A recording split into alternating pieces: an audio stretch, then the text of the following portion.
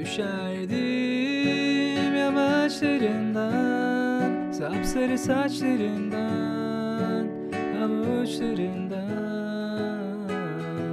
Yine de kalkar severdim, belki sen varsın diye, belki duyarsın diye.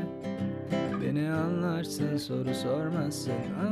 Yetmedi mi be, belki sen varsın diye.